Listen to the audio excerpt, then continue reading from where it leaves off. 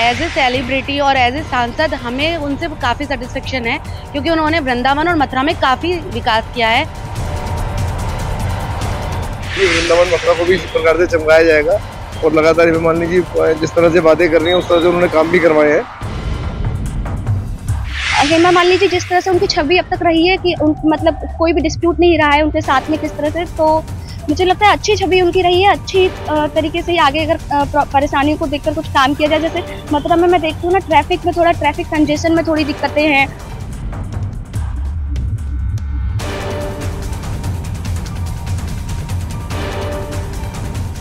Definitely मैं हेमा मालिनी से सहयोग की और आगे काम करने की गुजारिश करूंगी। जो काम कर चुकी हैं उसके लिए बहुत अभिनंदन। हेमा जी को जो तीसरी बार मथुरा से सांसद प्रत्याशी के रूप में भाजपा ने चुना है, ये हम सभी ब्रजवासियों के लिए सौभाग्य की बात है।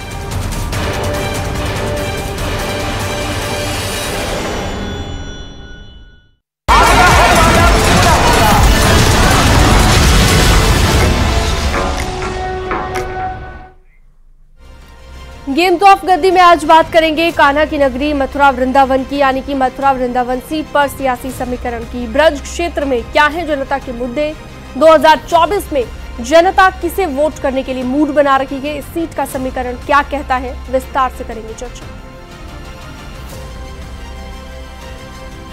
तो मथुरा वृंदावन लोकसभा सीट की मौजूदा सांसद हेमा मालिनी है और इन्हें बीजेपी ने तीसरी बार चुनावी मैदान में उतारा है, जो कि आप देख भी सकते हैं।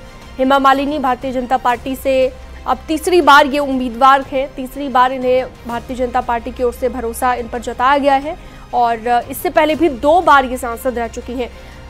अब आपको दिखाते हैं इसी को लेकर पूरी रिपोर्ट।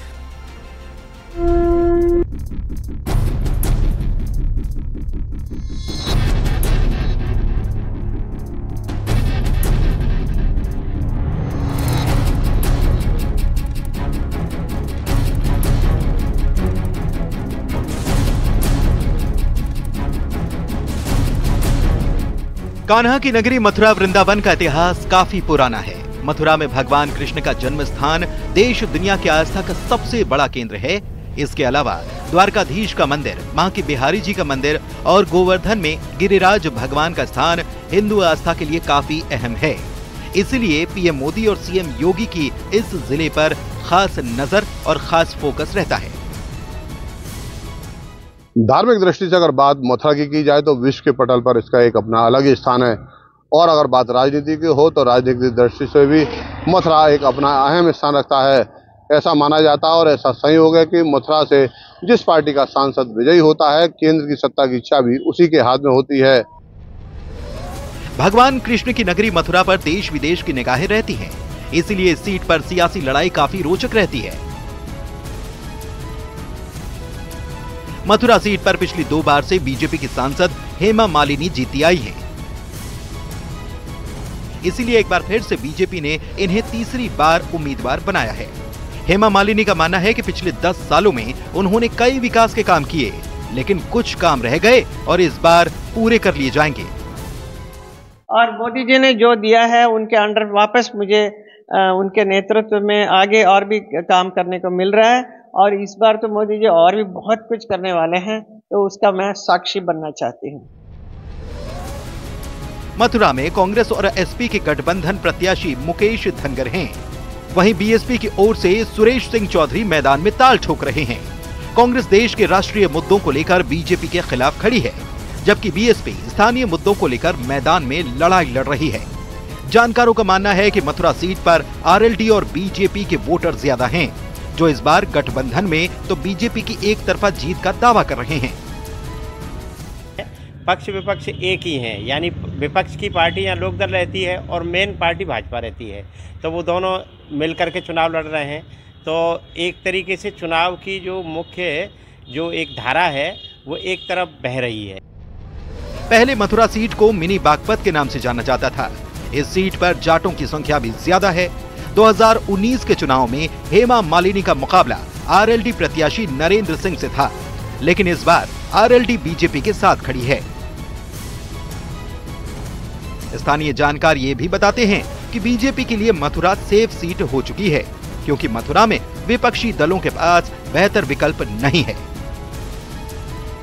क्योंकि विकल्प नहीं है, इसलिए हेमा मालिनी जी आसानी से चुनाव फाइट कर रही हैं। अगर विकल्प होता अच्छा तो शायद ये इस बार ये तीसरी बार यहाँ से नहीं जाता। रही बात पार्टी के वर्कर की, बीजेपी का जो संगठन है बूथ तक है और उसी के नाते कार्यकर्ता जो है मजबूत है, पार्टी मजबूत है, प्रत्याशी मजबूत है।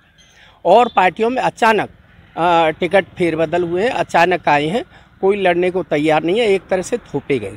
तो इसलिए यहाँ टक्कर भी संभवतः नाम की है। फिलहाल मथुरा वृंदावन लोकसभा सीट पर दूसरे चरण में मतदान है।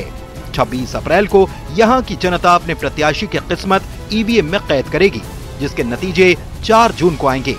न्यूज़ 18 के लिए मथुरा से नितिन गौतम की report.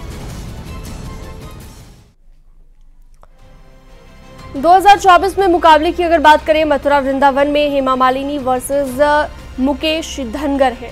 Suresh Singh Bharatiya Janata party, SP plus Congress, BSP. तो ये हम आपको बता रहे हैं 2024 में जो मुकाबला देखने को यहां मिलने वाला है। और चलिए अब आपको विस्तार से बताते हैं विधानसभाओं के बारे में। 5 विधानसभाएं हैं मथुरा वृंदावन लोकसभा सीट पर। ये 5 विधानसभाएं मथुरा वृंदावन, गोवर्धन, बलदेव, छाता, मांट, ये पांचों की पांचों जगहों पर भारतीय जनता पार्टी का कब्जा है और पांचों की पांचों सीटों पर बीजेपी का ही कैंडिडेट जीता है। मैं चाहती हूं कि मेरा जो काम अधूरा रह गया है पिछले 10 साल में जो कया है वो मुझे इस साल इसमें जरूर करना है। इस टर्म में मेरा सारा काम कंप्लीट करना है।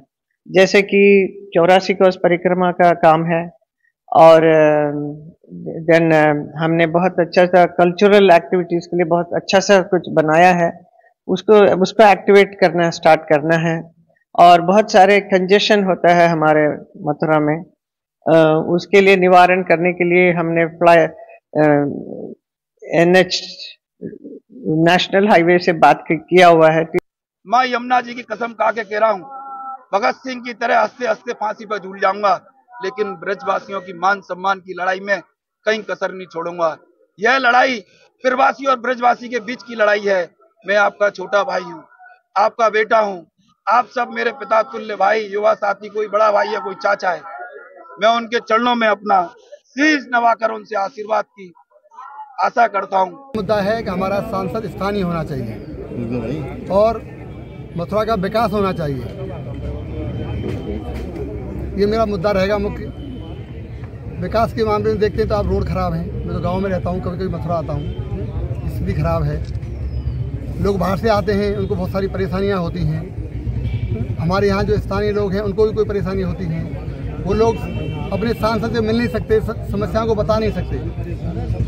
तो मेरे ये उद्देश्य रहेगा कि जो भी जितनी भी समस्या हमारे ब्रजवासी मथुरा वासियों को हैं, मैं उनके समस्याओं का समाधान करने का प्रयास करूँगा। और वक्त एक छोटे से ब्रेक का है, कहीं मत जाइएगा, खबरों का सिलसिला जारी है।